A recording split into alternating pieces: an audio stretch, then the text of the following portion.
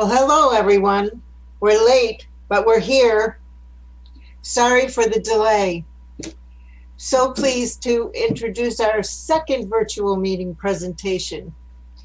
First, I want to thank our own Bob Delameda for setting up this wonderful program for you this evening. Bob is the man behind the scenes. Thank you, Bob. I also want to welcome Jere Minich to you. He is a member of the APCUG Speakers Bureau and a frequent presenter for their virtual technology conferences. Jere has quite a background, and I urge you to take the time to read his bio that was sent to you by email. His topic this evening is password managers, which in this day and age is a very important topic. So I know we're late, so without further ado, here's Jere. Thank you, Diane, and thank you, Bob, for getting us connected. Hopefully everybody can hear me. Like Diane said, I'm at my summer home, which is up in Lincoln, Michigan.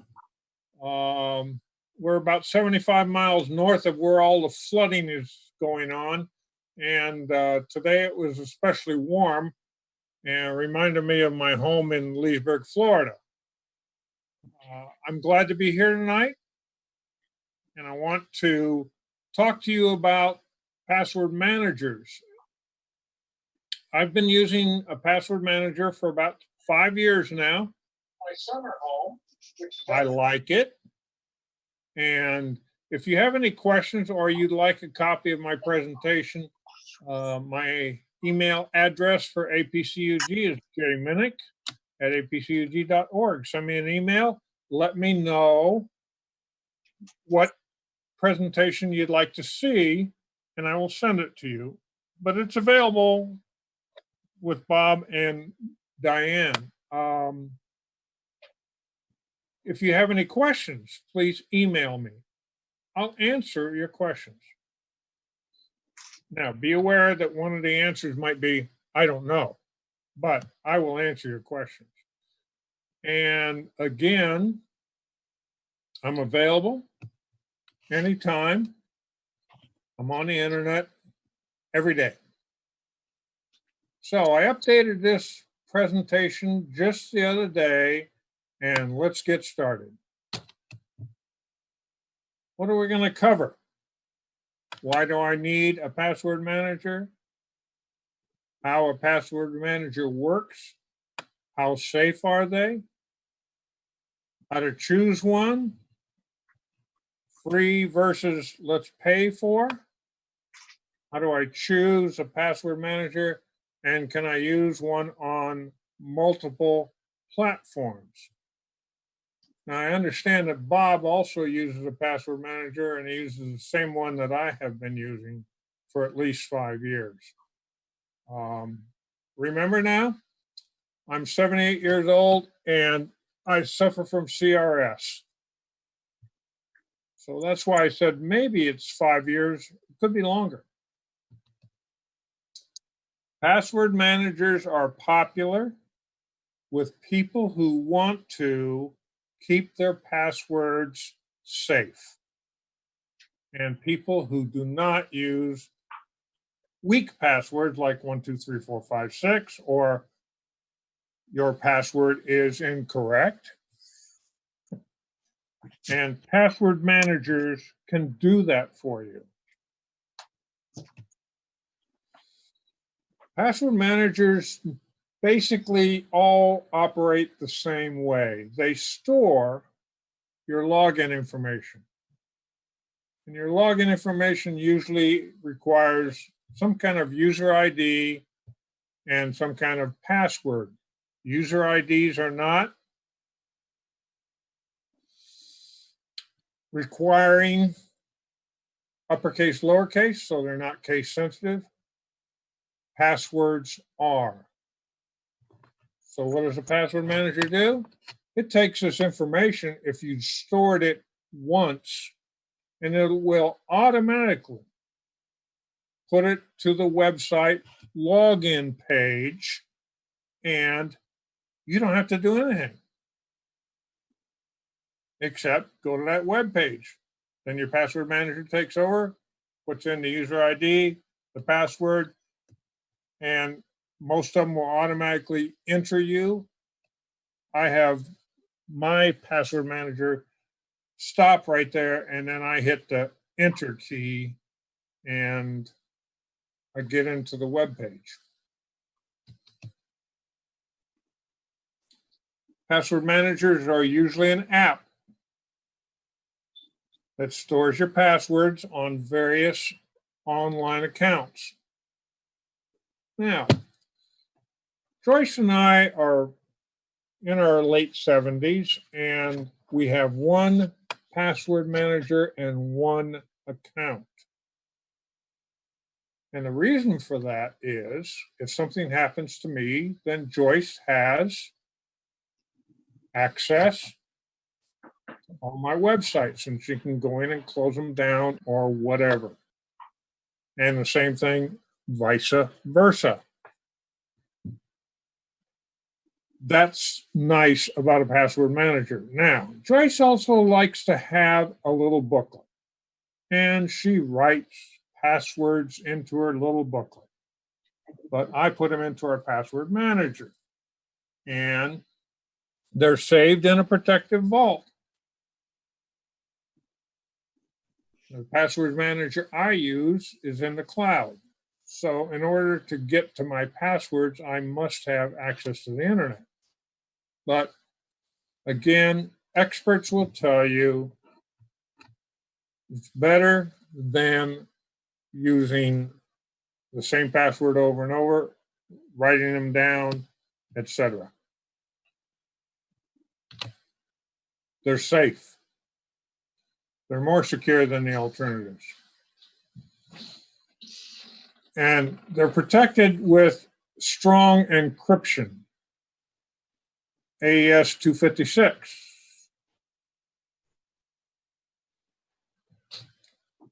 (256) means the number of bits is equal to the number of characters that's available in that encryption standard.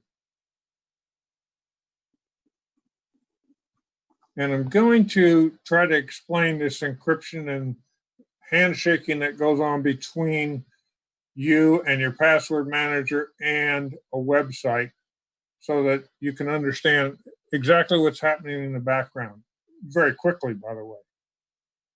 Most password manager programs do not have access to your passwords, nor do they have access to your main password that you use to open up your password manager.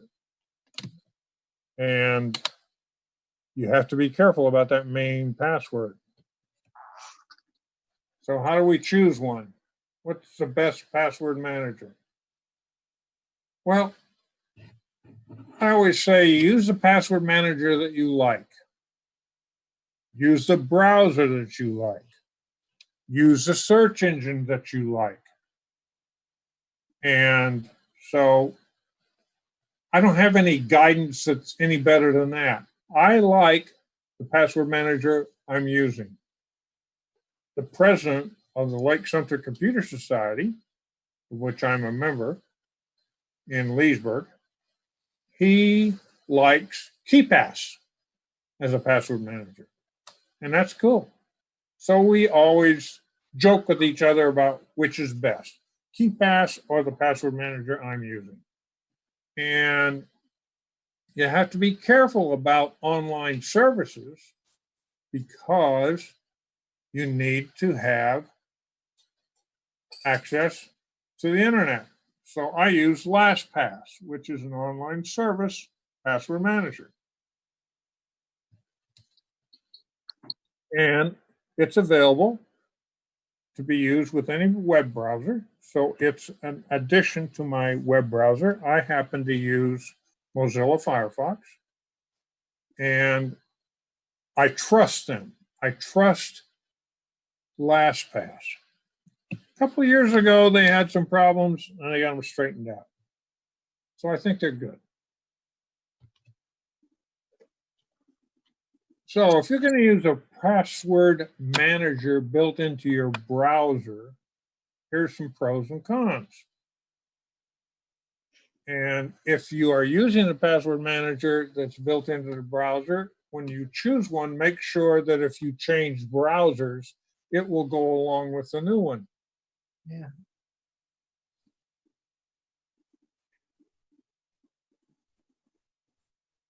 But password managers built into the browser may lack the security that you're looking for, and they're open to your browser being hacked or your browser losing the information or giving the information to somebody that's not authorized.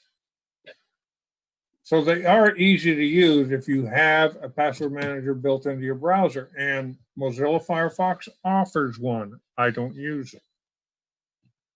I use LastPass, which is a separate add-on.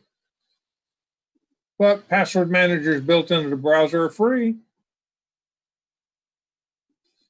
So you got some good points and you got some bad points. Now we have password managers that are a third-party app. And again, the pros and the cons. Most of them use AES 256 encryption. But you have to be careful when you're choosing one that is an app to make sure that they will work on different platforms. I use LastPass, and I'll get to explain that before we're through. LastPass is on my iPads, on my iPhones, on Joyce's iPad, on Joyce's iPhone, on both of our computers. So it's a cross-platform password manager. Now, back in the early days, we used to call it code. And now, recently, in the last 15 years or so, they've called it encryption. And encryption is taking straight communications and garbling it so that if somebody else reads it, they don't know what it is.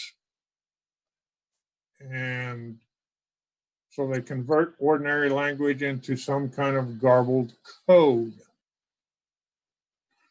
And when you see HTTPS on a website, that means that they are secure with encryption, and the information you're sending from your computer to that website is garbled in its transmission, but each end, you and the website, has a key to turn it back into plain language code and not code. If you have encryption at AES 256, that means there's 256 bits of information that can be changed to garble that message or that information. Okay. And a fancy software program is all that AES encryption is. And so the data that you pass between you, the client, and the website on a server is not readable.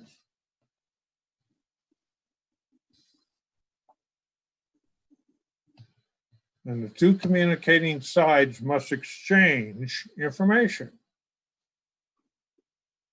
and establish a key. And the key works for encrypting and decrypting. And this is basically what it looks like. You're the client, there's a server for a website out there somewhere, and you send them some information and it says, hello. You say hello and they say, hey, how are you? And you say, let's set up a key. And you say, okay, and back and forth it goes. Let's take another look at it. This is really the kind of thing that happens in a very short amount of time, a couple seconds at most. All right. And that's what happens when you set up an encryption key with another website. You're the client, they're the website.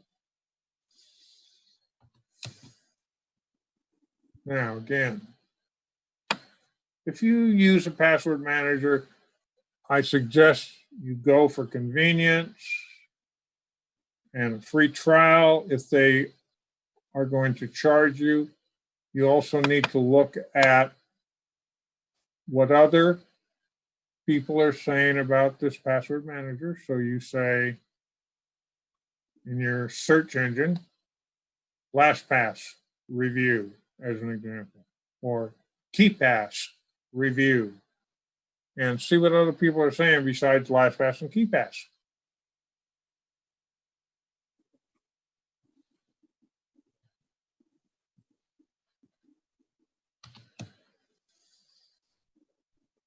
And I'm going to show a slide in a minute or so that comes from PC Magazine and PC World, where they list the top free and top paid password managers. So look for unlimited password storage, unlimited devices.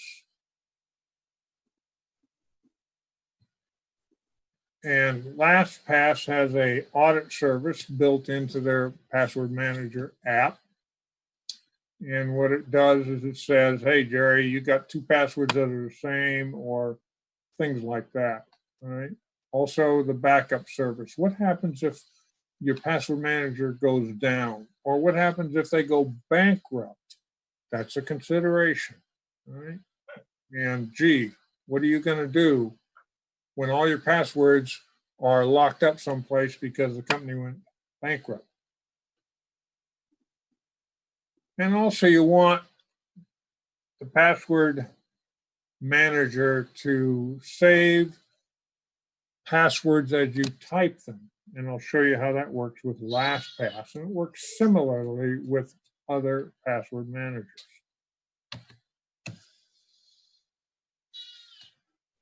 Can I auto change a password? Can I import and export?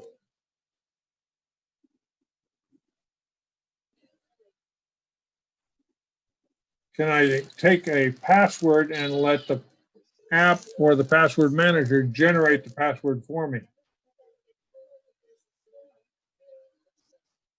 Or can I use the password manager to generate my own password?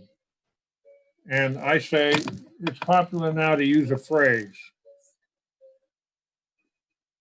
The house is red and the shutters are green, kind of thing.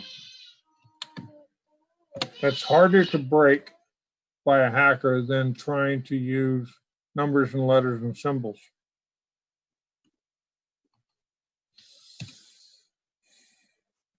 So now you've chosen the password manager because you did a review on the internet. And it says it's going to do all the things that you want in the password manager. So you're going to have a master password. And your master password should not be 1, 2, 3, 4, 5, 6, 7, 8, 9. My master password for LastPass is 17 characters long, and I can remember it because it makes sense to me. One of the disadvantages of using a password like LQ *E3GU87PAQ RTC $, %, and sign is that's hard to remember. And then make sure that your password manager doesn't have a master password recovery. Be responsible for remembering the master password yourself. And that's a disadvantage. If you forget the master password. Sorry, I can't help you with that on Apple Watch. Oh, my Apple Watch was talking to me. I'm sorry. Yeah, my Apple Watch, it jumped up and, sorry, I can't help you with Apple Watch. So also two-factor authentication is good. And hopefully everybody knows what two-factor authentication is. I use my phone, my cell phone, as the receiver of the two-factor authentication, and I use it extensively, and I feel safer with that, because if somebody steals my password, somebody steals my user ID for any website, okay, especially when I'm banking on the internet, then gee, they also have to steal my phone. So, Bob, have you heard that before? So, and the password software should be updated as we update the operating systems and we update our antivirus programs. Our manager program should also have the ability to update. Let's talk about two-factor authentication. How does it work? You log into a website. You use the username and the password comes out of your password manager. The password's validated by the website, and then they generate a neat code to your cell phone as a text message or to you as an email. If you don't have a cell phone or don't want to use your cell phone, that's fine. You get an email. Now you check your email and you get the code from the text message or email. You enter it into the two-factor authentication block that shows up on your website, and then they allow you into the website. I use that with all of my credit cards and banking. I have banking in Florida. I have banking up here in Michigan. And two-factor authentication comes in great.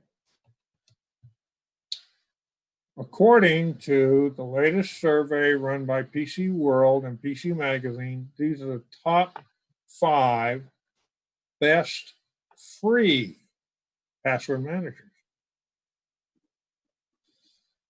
And down at the bottom, you see a thing called a bit.ly. Okay, a bit.ly is a short URL, a short address to a website. So if you want to see what PC Magazine is saying about these things, you can use that bit.ly. You just click on it or type it in, and it'll take you right up to where they're saying the best password managers for free. I use bit.lys all the time in my newsletters, which are available on the APCUG website. I do a newsletter for Windows and Android and a newsletter for Apple. Tips, tricks, and hints. So if you've never been to the APCUG website, you might want to take a look at that.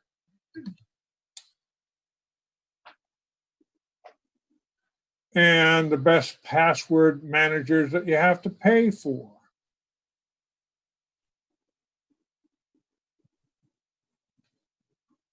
There was a time a couple of years ago when Sticky Password was giving APCUG membership people a break on the price of their password manager. But the list is a little bit longer. And again, the bit.ly at the bottom is the PC Magazine reference for the best paid password managers. I happen to pay for LastPass, and it runs me $12 a year, $1 a month. And the reason I pay for it is because that gives me the ability to have it across all the different platforms that Joyce and I own. So what do? Well, again, Google it. Now, I don't use Google anymore as my search engine. My browser is Mozilla Firefox, and my search engine is DuckDuckGo.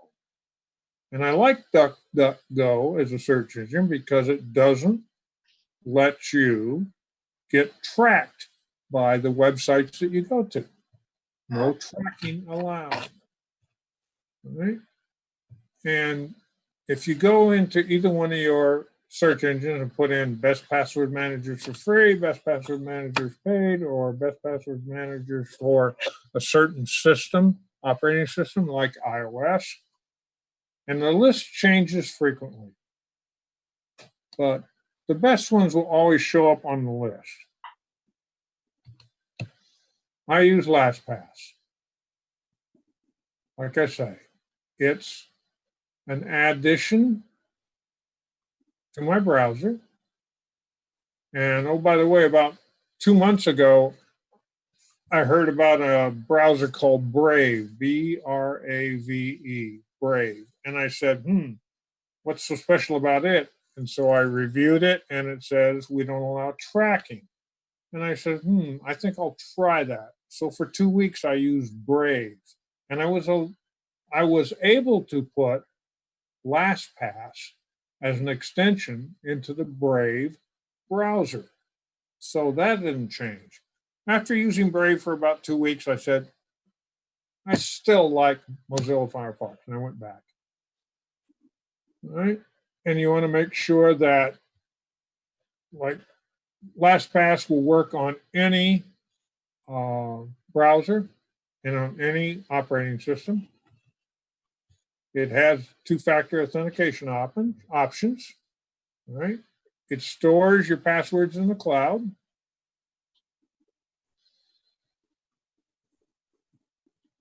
And it decrypts and encrypts when they're logged in. So the LastPass people who work for that organization cannot see the passwords because they don't have the master password that I have. I like that. Yeah. So if you go to the internet and you put in LastPass, this is their homepage. This is what it looks like. And you can log into LastPass using Facebook. And I get the premium, but when I got the premium, it was $1 a month. Now they're up to $3 a month. So I'm only paying $12 a year because I got grandfathered in. And if you go down and scroll down a little bit on the LastPass homepage, you get this. Log in and go. Simply online shopping. Generate strong passwords. Share lessly. Another thing I like about LastPass is it has a section where you can do secure notes. So when I buy a new device, I take the serial number and the model number and put it into a secure note. And therefore, when it comes time for me to report lost, stolen, or strayed digital device, I can open up LastPass, go to that secure note, pick up the phone and call the sheriff's department or the police department or Apple or Windows, Microsoft, or whoever, and I can say, yes, here's my model number and here's my serial number. And that helps. It might even get your stuff back. Scroll down a little bit further and you see that these are the people that say, this is cool. All right. And yes, even on your watch. So this is actually what the vault looks like. And I'm going to show you another picture of that. When you open up LastPass Vault, you can see across the top here, and very hard to see, but it says My LastPass Vault. And this is what it looks like. Now, they have a plan. They have a premium plan, and they have a family plan. And the family plan is because if you have people in your family and you want to share, then 6 users. And that's pretty cool.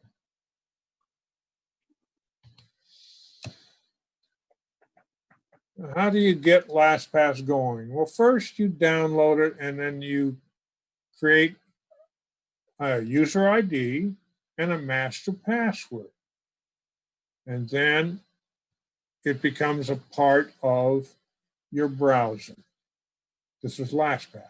Now, when I go to Amazon, which I'm showing here, the first time that I log into Amazon, I got to use my email address at gmail.com, and then I got to put in my password, and then up in the upper right-hand corner of your screen, it'll say, LastPass will say, do you want me to remember this? And you go, yes.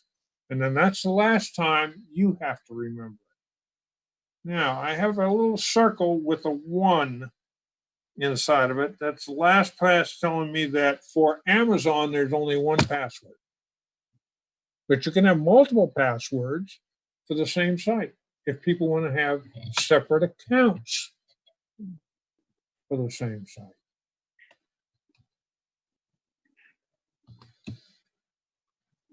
To activate LastPass, I need an email address and a master password, and then the icon up in the corner of the screen turns red. This icon sitting up here. When you have logged in, it turns red. Now, of course, you can say, remember my password, but then if somebody hacks your browser, they may have access to your password. So and these screenshots are from my computer. Okay? And I don't allow that. I want to put my password in each time so that I'm the only one that knows it. And therefore, I think it's secure. There's another greeting card website.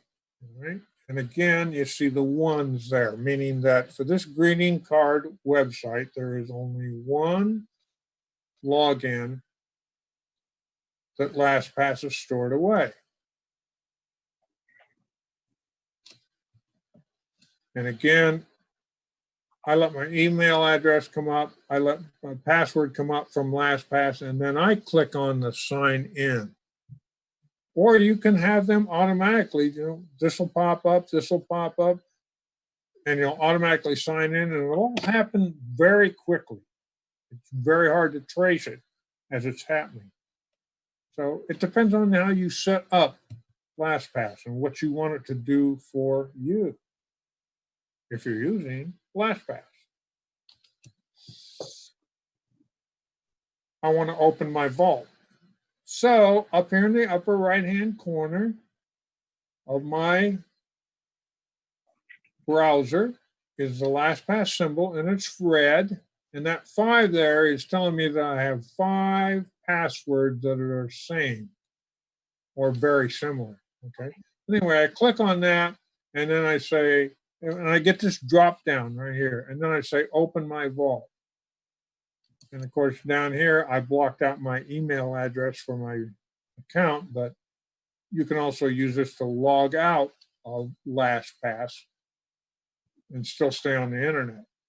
Generate a secure password, account options, add an item, all items, whatever. So anyway, I click on open my vault. When I click on open my vault in LastPass, this is what I get. And again, in all these cases, I have blocked out the email addresses that we use for these. But as you can see, I got 120 in the none category. And over here, of course, I got all sorts of different things that I can do with LastPass, and there's more options. But normally what I do is I open up LastPass and then I go up here to the search bar and I click in something like Lookout. And then it'll just bring the Lookout page up. And this is what it looks like when it comes up. And again, I blocked out my username here because these are, again, off of my computer. So musicnotes.com is what I clicked on, and it comes up with my username and my password. And of course, all passwords are the same, ... whatever. But if you want to see it, you click on the little I over here, and then it shows you what the password looks like. Notice that you can add notes. You can put this thing in the trash. You can cancel it. You can save it, etc., etc., etc. This is what a note looks like, a secure note.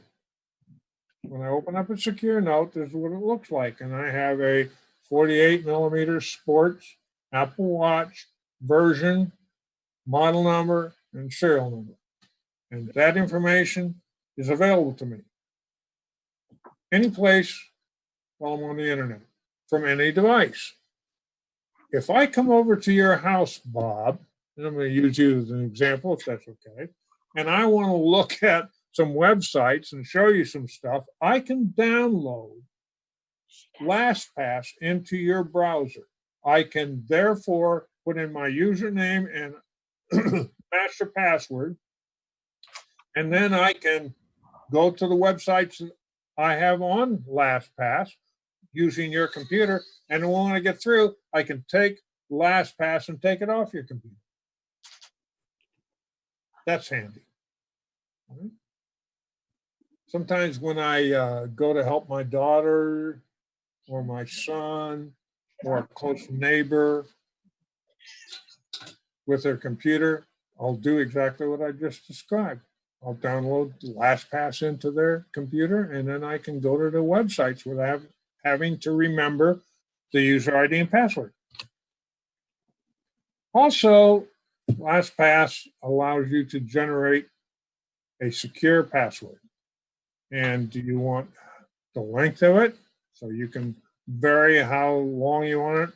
All characters, easy to read, easy to say, uppercase, lowercase, number, whatever. And they'll show you what they're going to generate right there. Then it's stored away for that website. Fill the password. This goes into the password for that website, and you don't have to remember it.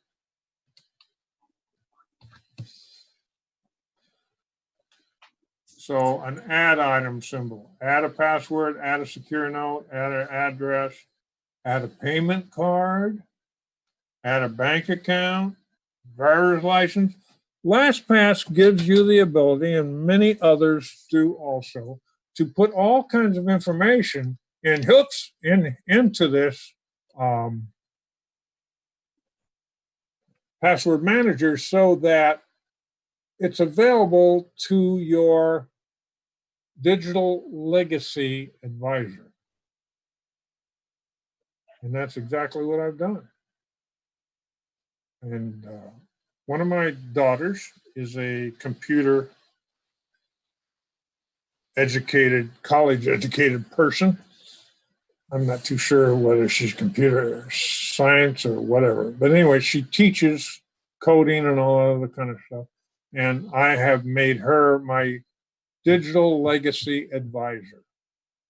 And so when something happens to me, she takes over and she can get into all my accounts, and she'll have all this information available to because it's stored in my LastPass password manager.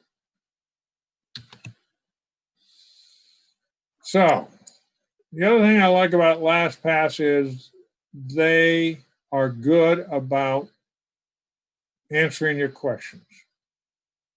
And they're good about taking care of you. And so if you have a question about how do I do this or how do I do that, you come to their webpage, user manual webpage, and off you go. Very good. And that is my best on password managers and why you should use one. We started late. I finished on time. What do you say, Bob? All right then. Well, sounded good, Jerry. That's my favorite password manager anyways. You're using LastPass, right? Oh, all the time. Okay. I'm going to stop sharing. There we go. There All we right. go. Well, Diane, Yes. any Yes. comments? Oh, I think it was great. I hope you all enjoyed it. Can you hear me? yep. All right. I hope that everyone enjoyed it. And we sure enjoyed having you, and sorry we were late. Great performance. I learned a lot about LastPass, and I've been using it for several years. All right. Well, It's difficult to sit here in my position and describe 3 or 4 or 5 different password managers and how they work. Because you gotta use one before you know how it works. You can read the reviews on it. You can say, gee, this is nice, that is nice, but until you use it, you really don't know how it works.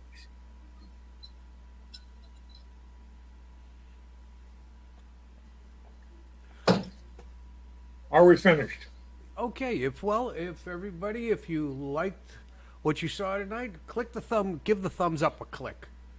And if you'd like to be told when there's new coming, make sure you subscribe and click on the little bell next to the subscribe button to get the latest notifications. And at that, Diane, if you'd like to say, see you later. Okay. Well, we'll see you later. If you have any questions, you can send them to me and I can forward them, or you have the information in front of you, you can contact Jere directly. And Thank you very much. Good night. Good night. Thank you, Jere. You're welcome. Bye.